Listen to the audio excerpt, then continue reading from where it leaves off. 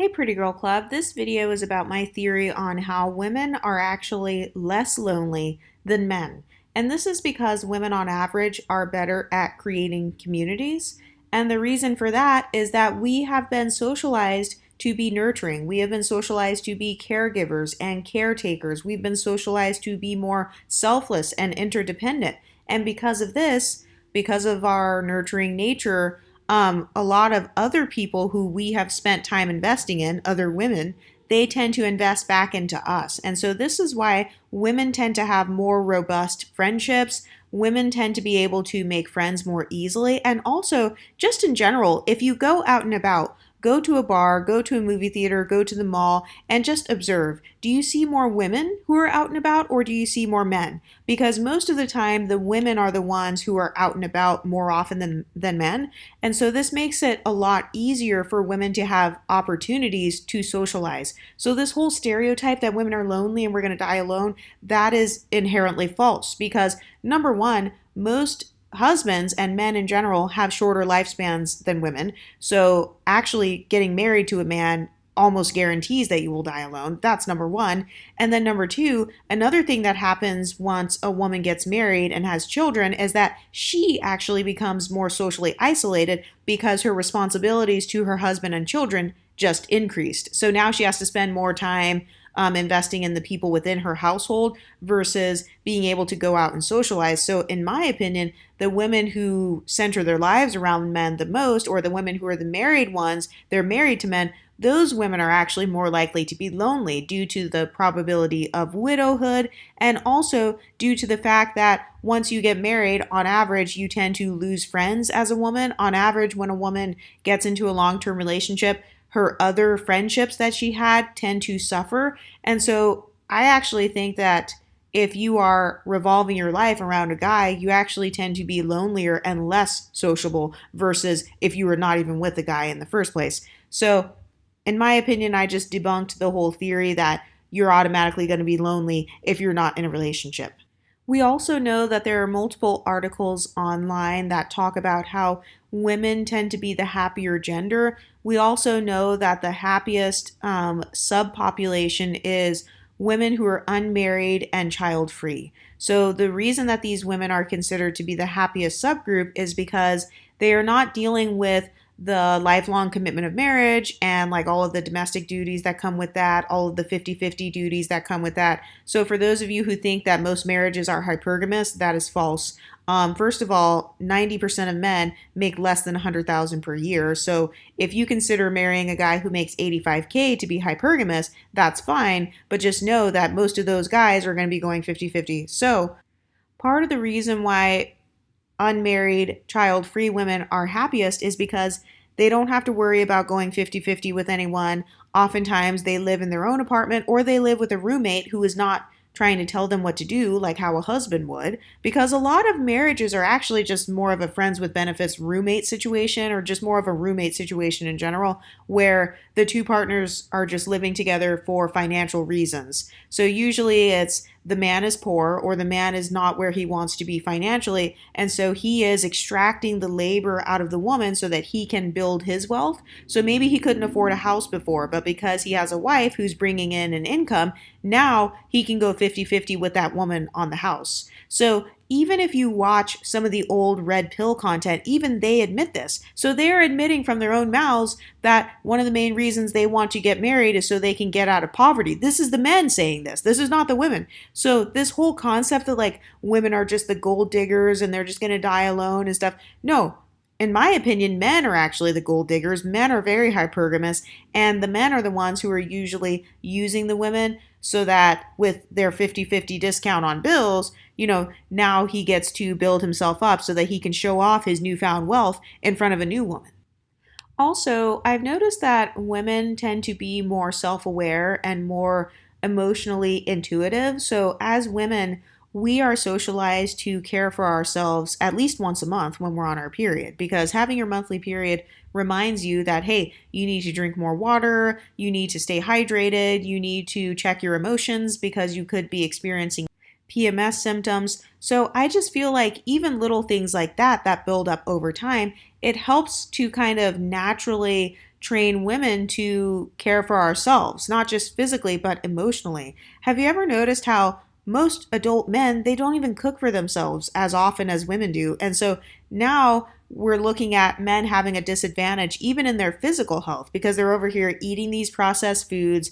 Men on average are not as good at self-care as women are. They're not over here soaking their feet in a foot bath and rubbing essential oils on their body and doing a diffuser in their room and breathing in peppermint. And men are not doing this on average. They're not sitting in their bedrooms drinking tea. No, they're sitting in their basement with a bag of Cheetos on one side and a soda on the other side. And that's what they're doing. They're playing video games. They're not usually investing in themselves emotionally. And I'm talking about the average guy here. So, in my opinion, women are actually less lonely than men because another thing that women are more likely to do is go to therapy. So, 75% of the patients in therapy offices are women. So, women are more likely to actually try to figure out what the problem is within themselves and actually work on themselves. They are willing to talk out their problems. They're willing to usually take accountability for whatever they did wrong. No, they're not required to take accountability in front of random strangers on the internet. So, this whole mindset where guys are like, oh, women, they don't want to take accountability. She doesn't want to admit that she was a bad wife or she was a bad girlfriend. She doesn't have to. She doesn't have to admit it in front of random guys online that she doesn't know and guys that are clearly judging her. And the reason why a lot of guys feel like women don't take accountability is because it's not because the women aren't taking accountability. It's because the women don't want to talk about their deepest emotions and flaws with you. It's because most men are not an emotional safe space. So this is why women are more likely to open up with other women. We are more likely to open up with a therapist. We're more likely to open up with our moms or our sisters because it's easier for someone to open up if they feel emotionally safe. So men on average are not good at creating an emotionally safe space for a woman because they're not even good at creating emotionally safe spaces for themselves. Even if you look at male friendship dynamics, they're not feeling emotionally safe with other men. Generally speaking, men tend to be quite competitive with one another. They tend to nag one another and they tend to make fun of each other just like for fun. So they will put each other down and literally discourage each other, putting down each other's dreams, talking crap about how each other looks, and then they will say that that is normal. Some of these guys will even get into fights over a football game, or they'll get into physical fights over a basketball game that they're playing with their friends, and then they will turn around and call it friendship. So in my opinion, most male relationships in general, most social male relationships are actually toxic. I'm convinced that a lot of guys who have guy friends, that they actually have a toxic dynamic. And we also know this to be true because a lot of guys, they will cover for their friends' lies and stuff like that. So you're actually contributing to that man's cognitive dissonance. You're actually helping him to live a double life, which is obviously not good for your mental health. On this channel, I talk about the negative effects of cognitive dissonance. If you are living a double life and experiencing cognitive dissonance, you have to constantly deal with the fact that you are not who you say you are. You have to constantly deal with imposter syndrome because you actually are an imposter. You are actively living your life as a fraud. So imagine being a guy who is actively living his life as a fraud, and all of his male friends are actively living their lives as a fraud, and they're all toxically making fun of each other. They're calling each other's flaws out and stuff, and they're not creating an emotional safe space. And I'm supposed to believe that that's healthy? I'm supposed to believe that that's normal? And I'm supposed to submit to that and view men as leaders? In my opinion, men are actually very socially isolated.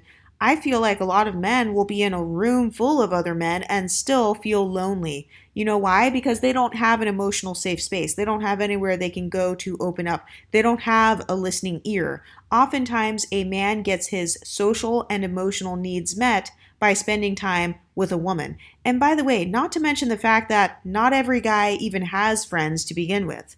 A lot of men who are underprivileged or they're poor, they can't even afford to go out for drinks with their friends once a week. They can't afford to go to a restaurant with their bros once a month. They can't even afford to go out at all, so they are even more socially isolated.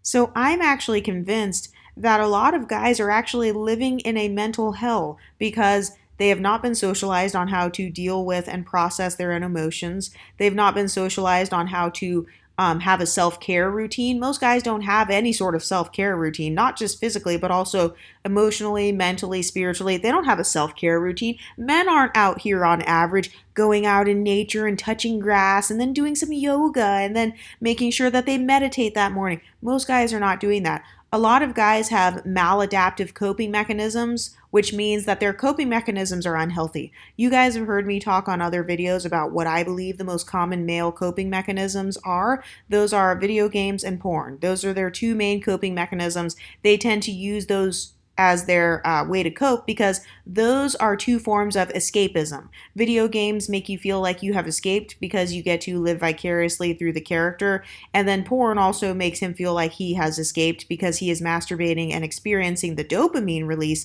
that comes with having an orgasm. There are also articles that talk about how men are more likely to struggle with things like alcoholism and that they are more likely to be on hard drugs than women. Not to mention the fact that a lot of men tend to seek after, they tend to do more thrill seeking behaviors and they tend to do a lot more risky behaviors. And so a man is actually about 16 times more likely to go to jail than a woman. And this is because a lot of guys, they have not processed any of their emotions and they are so emotionally numb, almost to the point of like being dissociated, to the point where they go out and do crazy things and end up in jail. But also, another reason why women on average are less lonely is because women have an easier time opening up. We have an easier time talking to people. I've noticed that women tend to have more social skills because women have been trained really to be people pleasers. But hopefully you guys have been working your way out of that. I know that on this channel, we have worked our way out of that. But generally speaking, though, women have been trained to have more social skills. So knowing how to talk to people, knowing how to be polite, knowing how to be friendly, knowing when to speak and when to be quiet, knowing when to laugh and when not to laugh, knowing when to be serious. Most guys do not have that much nuance in their social interactions. And this is why you have a lot of stories of guys saying the wrong thing at the wrong time, or, he makes a really inappropriate joke, or he's doing something, he's harassing you, and he doesn't even see it as him harassing you. This is because a lot of men lack nuance in their social interactions. A lot of guys do not think before they speak. They don't think about how their words could affect the person that they're speaking to. And so this makes it a lot more difficult for men to make friends, which contributes to their loneliness. I've noticed that one of the ways men try to combat this problem is by impregnating women and getting that woman to birth his children. A lot of men have children not because they want to love and care for those children, but because he wants a retirement plan, he wants a free psychologist, he wants his adult child to give him good bedside manner when he is old and sick. So a lot of times guys will actually have children in the hopes that he can manipulate that emotional connection with the child to get that child to do what he wants when he is in his old age. So I've noticed that oftentimes men will say things like, oh, make sure you have a good relationship with your kids because they're going to take care of you when you're old. But it's like birthing children with the inherent expectation that they are going to financially or physically take care of you when you're old. That's an extremely selfish reason to have children. And have you ever noticed how a lot of parents, they will say that, but they won't tell the kids that because they already know that kids, they don't want that. Like if my parents would have told me, hey, we only birthed you not so we can actually love you and care for you. No, we birthed you because we want someone to take care of us. We just wanted a free caregiver. But this is actually what happens with a lot of men, and a lot of children can realize this, and a lot of children, they don't end up having good relationships with their fathers. This goes across racial lines, by the way. And the reason why this is because the mother is often the one who is the default parent. The child usually grows up seeing the mother doing most of the cooking, most of the cleaning, kind of helping the children when they fall or when they get sick at school. So a lot of children, most of them grow up being more emotionally attached to their mothers versus their fathers. This also has to do with men's lack of social interaction and lack of nuance when it comes to their interactions. A lot of men tend to make huge parenting mistakes. I've noticed that a lot of men, they might be an absent father if they are not physically absent. I've noticed that a lot of men are emotionally absent fathers. So this is horrible for building an emotional connection. And this is why a lot of men still end up lonely when they get older, even if they have 7 kids, even if they have 9 kids, because they failed to build the emotional connection with their children. Those children, it may have been okay when they were younger to just be physically in the house, but that's not enough. One day that child grows up and they realize, wait a minute, my dad never told me he loved me. Wait a minute, my dad never encouraged me. Wait a minute, he never showed up to any of my soccer games. He never asked me what my dreams were. In fact, my dad was pretty grumpy all the time, or he was just kind of making demands and just like giving me whoopings and disciplining me all of the time. So this is why men are still lonelier than women, even if they do have kids, because they failed to build that emotional connection with the children and they failed to maintain that relationship with the children as they became adults.